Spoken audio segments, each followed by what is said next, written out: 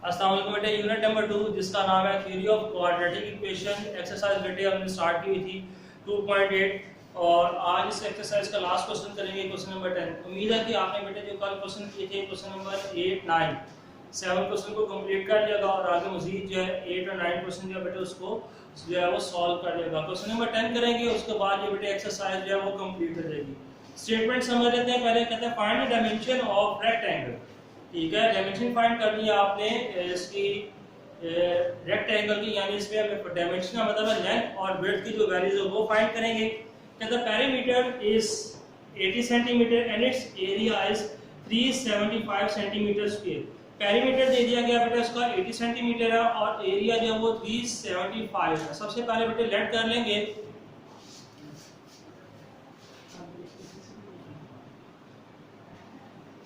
x and y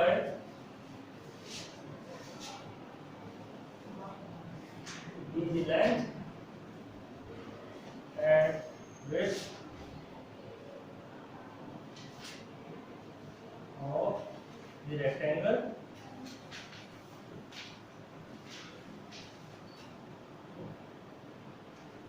ये बेटे हमने रेक्टेंगल की जब लेट कर ली, x जो है वो हमारा लेंथ हो जाएगा और y जो है विड्थ हो जाएगी। अब इसको अकॉर्डिंग टू गिवन कंडीशन जो है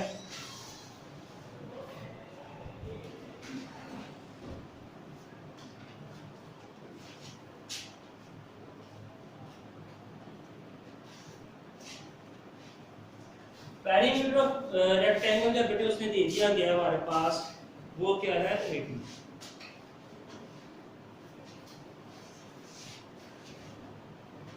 फर्स्ट स्टेटमेंट होगा पेरीमीटर ऑफ द रेक्टेंगल क्या है 80 सेंटीमीटर। अब इसी को बेटे स्टेटमेंट में कन्वर्ट करेंगे। इसका फार्मूला आपको पता है पेरीमीटर का 2 × x + y इक्वल बेटे आ जाएगा 2 यहाँ पे मल्टीप्लाई उस साइड पे जाके क्या जाएगा डिवाइड हो जाएगा।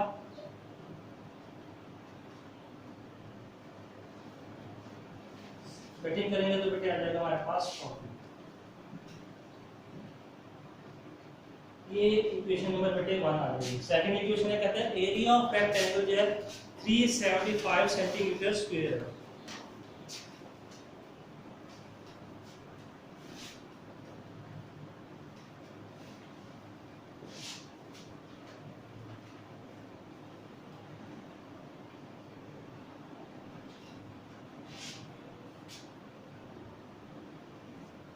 छोटे एरिया ऑफ रेक्टेंगल का आपको फार्मूला था होगा लेंथ मल्टीप्लाई बाय ब्रेड्थ होती है, विड्थ होती है।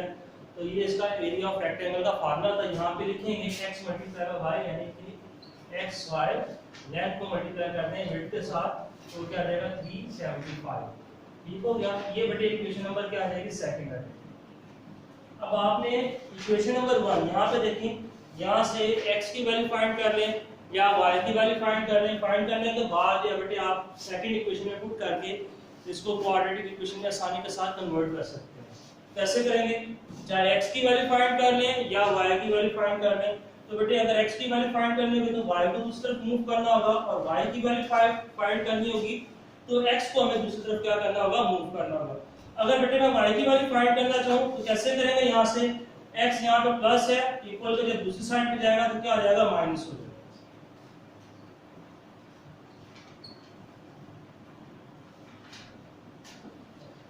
ये आ जाएगा y की वैल्यू यानी 40 - x। इस इक्वेशन के अंदर सेकंड इक्वेशन जो है x * y 375 के अंदर बेटे जो है y की वैल्यू पुट कर देंगे।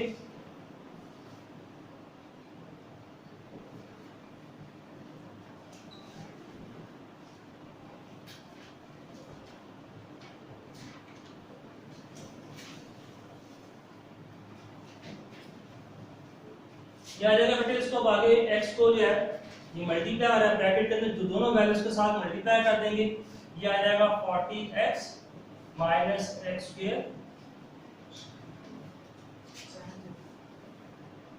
ये बेटे इसको क्वाड्रेटिक इक्वेशन में कन्वर्ट करना है। क्वाड्रेटिक इक्वेशन में कन्वर्ट करने के लिए जो है x² के साथ माइनस है, इन वैल्यूज को दूसरी साइड पे मूव कर लेंगे। माइनस है दूसरी साइड पे जाके बेटा प्लस हो जाएगा, ये प्लस में है 40x तो जाके क्या रहेगा माइनस हो जाएगा।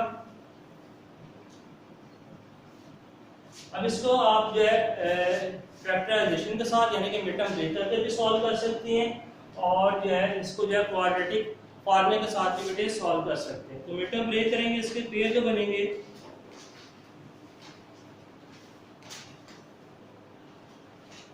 25 और 15 इसके बेटे पॉसिबल पेयर्स बनेंगे।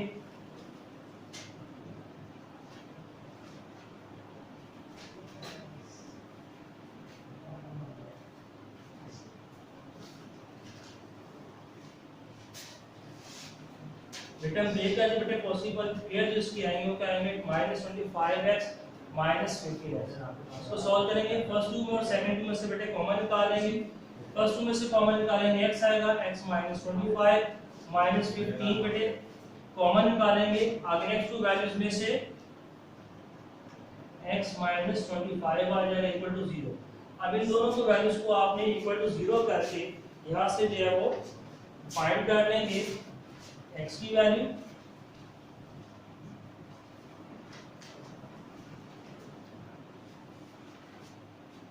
नोट करें बेटे, शाबाश, आगे करते कंटिन्यू करते हैं।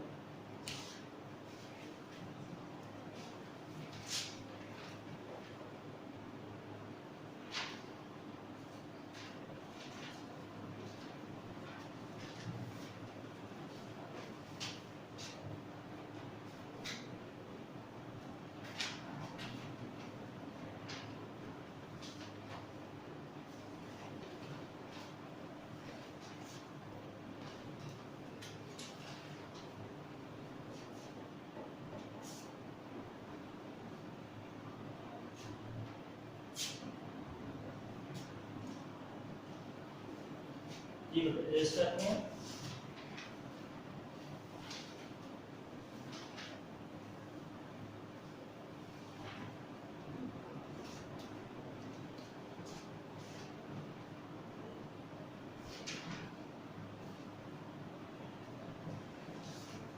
दोनों बेटे फैक्टर्स को हमने इक्वल टू 0 किया और यहाँ से x की वैल्यू फाइंड कर लेंगे, निकालेंगे 25 और दूसरी वैल्यू आ जाएगी हमारे पास 15। ठीक है, ये हमारे पास x की वैल्यू आ गई यानी कि लेंथ आ गई। अब हमें बेटे फाइंड क्या करना है, वेट फाइंड करने है, y की वैल्यू फाइंड करने के लिए इसको यूज करेंगे।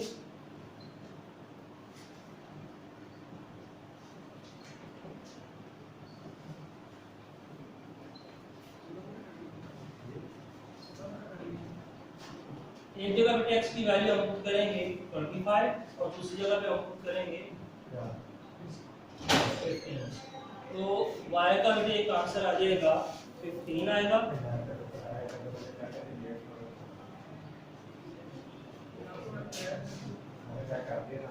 और दूसरा जो है बेटे हमारे पास आंसर आ जाएगा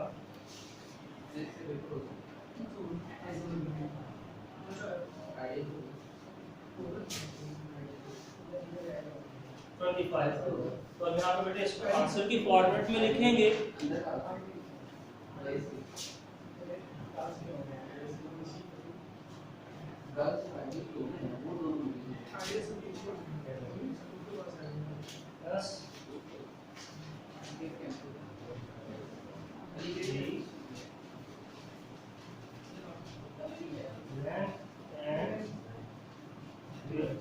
of the rectangle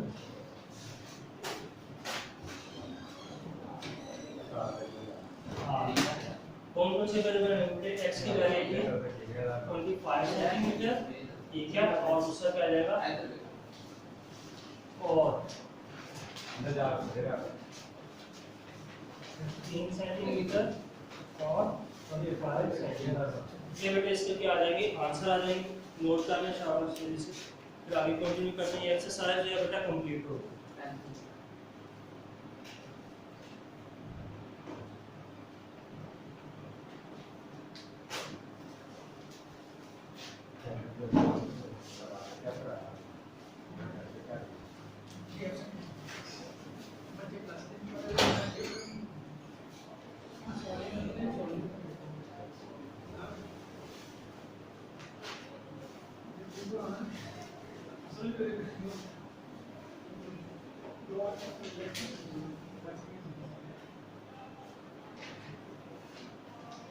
तो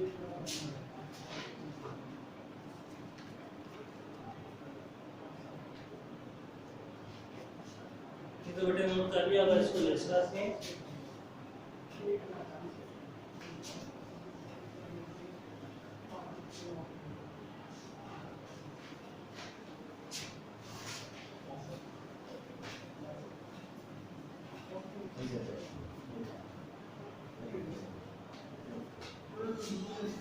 ये बेटे एक्सरसाइज जो है 2.8 कंप्लीट ही आगे दिया बेटे रिव्यू एक्सरसाइज है। टू इसके एमसीक्यूज हैं मोस्टली जो आपने बेटे तकरीबन सॉल्व कर लिए होंगे, उसको मार्क भी किया हुआ है। एक दफ़ा जो उसको आप चेक कर रहे हैं, इसको मैं साथ साथ सॉल्व करता जाऊंगा और आपने मार्क करता बताता जाऊंगा कि किसका आंसर एमसीक्यूज का क्या है। ये बेटे स्टार्ट है, फर्स्ट एमसीक्यूज है if alpha and beta are the roots of the equation.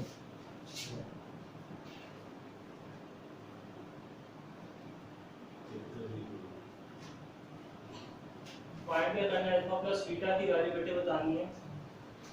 यहाँ पे आपको पता है ए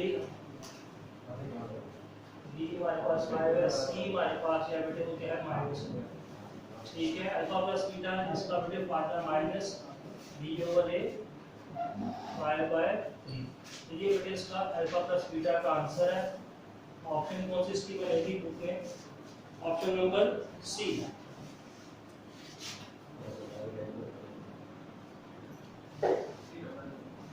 इसी तरीके से सेकंड एमसीक्यू बेटे देख लें। अल्फा बीटा आपने फाइंड करना है इक्वेशन का, वो क्या होगा, अल्फा बीटा क्या है, रूट है बेटे 7x² - x + 4 = 0। अल्फा बीटा की वैल्यू बतानी है। ए की वैल्यू जो है वो क्या है 7, बी की वैल्यू -1 और सी की वैल्यू बेटा 4। फार्मूला जिसका बेटे आता है अल्फा बीटा का सी और ए। सी हमारे पास है बेटा 4 और जो है ए जो है हमारे पास क्या है 7। तो 4/7 इसका आंसर है अल्फा बीटा का। ऑप्शन बेटे इसकी बनती है बी।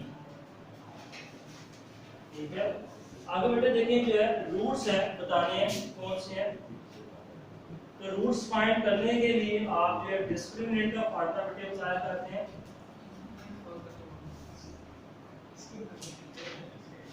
डिस्क्रिमिनेंट का बेटे फार्मूला क्या है, b² - 4। इसी शॉर्ट क्वेश्चन के वाले से बेटे ये बोर्ड में आंसर जो है वो आ जाते हैं उसको।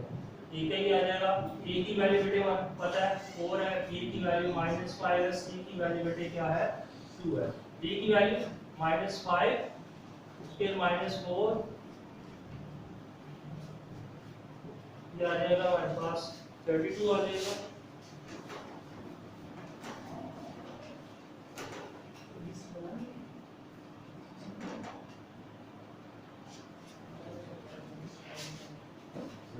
और आंसर बेटे आ गया नेगेटिव में। नेगेटिव में आंसर आ जाए तो आपको पता है वो क्या होता है, इमेजिनरी होता है नंबर कहलाता है।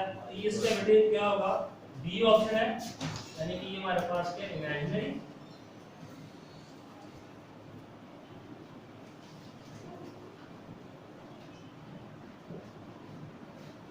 बी इसकी बेटे ऑप्शन आ गया 4।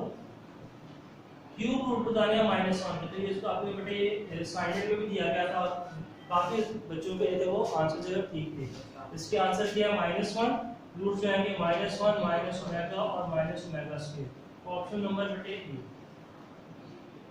आगे बेटे sum of the cube root of unity. जब जो है रूट्स को सम किया जाता है तो आंसर क्या आता है बेटे, वो आता है 0। ठीक है,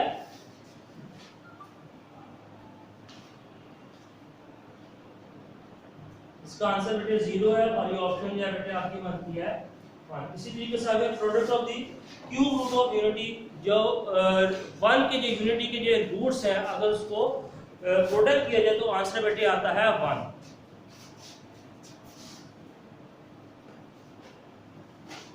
ये हो गया बेटे। आगे देखें बेटे 7 एमसीक्यूज। इतनी ऑप्शन बेटे आप टिक करें, आगे कंटिन्यू करते हैं 7 से।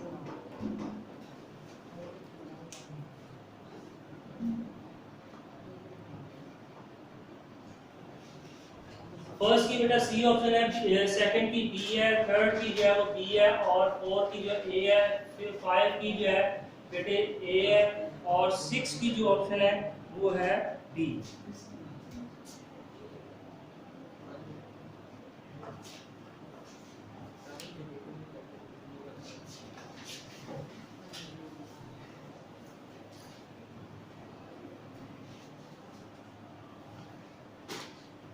7 MCQs बेटे देख लेते हैं। 7 MCQs में लिखा हुआ है कि अगर जो है डिस्क्रिमिनेंट 0 ग्रेटर हो तो फिर क्या होगा? इसका मतलब है डिस्क्रिमिनेंट अगर आपने जो फाइंड किया इसका आंसर 0 ग्रेटर है तो नेगेटिव में आएगा, ठीक है। 0 से क्या होगा? जो है ग्रेटर होगा। नेगेटिव जो है वो क्या होगा? 0 से छोटा था, 0 ग्रेटर। तो हम इसमें कह सकते हैं कि ये हमारा क्या होगा? इमेजिनरी नंबर होगा। जैसे कि हमने पहले बेटे यहाँ पे सॉल्व किया, जब भी जो डिस्क्रिमिनेंट का आंसर माइनस में आ जाए तो हमारा कौन सा होता है? इमेजिनरी नंबर कहलाता है, ठीक है। तो ये जो है इसका 7 का जो है बेटे आंसर क्या आ जाएगा हमारे पास? सी। आगे बेटे देखिए 8। अब इसमें कहता है कि b स्क्वायर माइनस 4, यानी कि डिस्क्रिमिनेंट जो है वो 0 से तो ग्रेटर, और आगे उसने खुद बता दिया कि is not a perfect square, ठीक है। आपको याद होगा अगर परफेक्ट स्क्वायर होगा तो क्या बन जाएगा? रैशनल नंबर बन जाएगा और अनइक्वल होगा। और पर नॉट अ परफेक्ट स्क्वायर बन रहा होगा यानी 0 से तो ग्रेटर है, लेकिन जो नंबर हमारे पास ऐसा है जिसको हम स्क्वायर उसका वैल्यू का नहीं बनता होगा, ठीक है। जैसे 7 आ गया, 5 आ गया, कोई भी इस तरह की वैल्यू है तो बेटे वो हमारा कहलाता है इरैशनल नंबर कहलाता है। क्या कहलाता है? Irrational number. इसकी भी ऑप्शन बेटे क्या है? सी है। अच्छा आगे बेटे 1/अल्फा 1/बीटा कहता है ये किसके इक्वल है? सिंपल इसका बेटे एलसीएम ले लें, ये हमारे पास आ जाएगा बीटा प्लस अल्फा। तो इसका आंसर बेटे बनेगा डी। ठीक हो गया। ये बेटे थे एमसीक्यू से ये। उसके बाद बेटे देखें MCQ number 10, alpha square plus beta square किसके इक्वल होता है? ये आपको बेटे फार्मूला याद होगा, आपको करवाया गया था। Alpha square plus beta square plus, ठीक है, मल्टीप्लाई बेटे 2 फार्मूले का आ गया अल्फा इनटू बीटा। जिस वैल्यू को खुद से लिखा उसी को नेगेटिव के साथ लिखेंगे। फर्स्ट भी वैल्यूज को बेटे क्लोज कर देंगे, ये आ जाएगा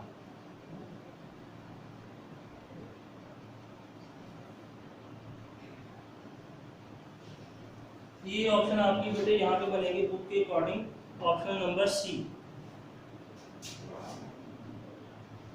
ठीक हो गई, ये था 10 का।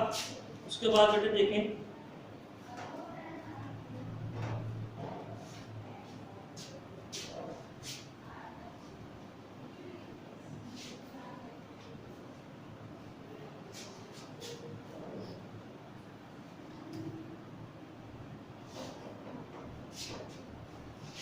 एमसीक्यू नंबर बेटे 11 है। कहता है 2 square root of the unity are, ठीक है।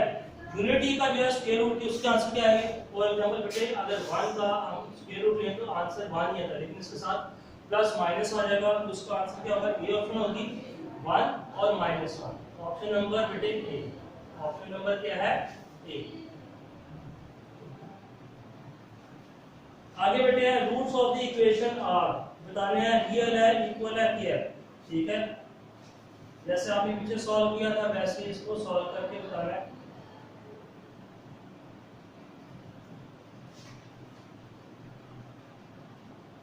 a 4 b -4 c बेटे 1 है। डिस्क्रिमिनेंट का फार्मूला अप्लाई करेंगे, उससे हमें पता चल जाएगा कि रूट्स इसकी है इस इक्वेशन की नेचर क्या है।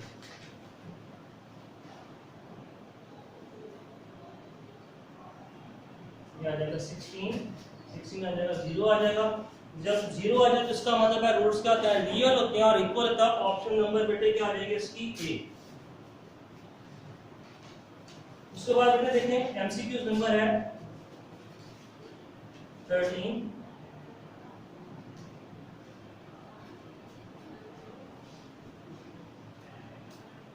P of x square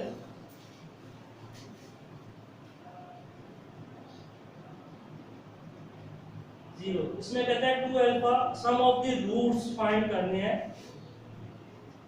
2 alpha and 2 beta, ठीक है। इसको सॉल्व करके बताएंगे। यहाँ पे देखो हमारे पास जो है सम ऑफ द रूट्स, तो बेटे अगर इसको सम करेंगे आ जाता है 2 अल्फा प्लस 2 बीटा, तो इसमें से 2 कॉमन आ जाएगा अल्फा प्लस बीटा। इसका मतलब है इसके जरिए हम अल्फा प्लस बीटा की वैल्यू फाइंड कर लेते हैं। तो ए वैल्यू जो आपके पास पी है, बी वैल्यू आपके पास है क्यू, और सी की वैल्यू आपके पास है आर। अब इसमें से सम ऑफ द रूट की वैल्यू अगर फाइंड करें, इसका फार्मूला बेटे होता है अल्फा प्लस बीटा का माइनस बी ओवर ए। ये आपके पास आ जाएगा क्यू ओवर क्या आ जाएगा, पी आ जाएगा। क्यू ओवर पी को बेटे यहाँ पे पुट कर देते हैं minus,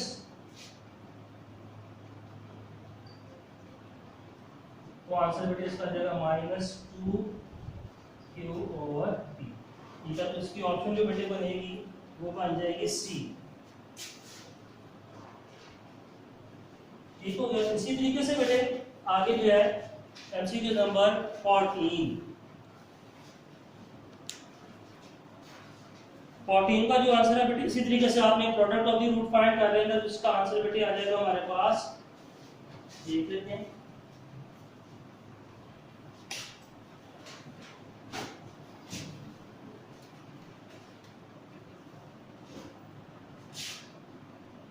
x square minus x minus 1 then 2 alpha into 2 beta.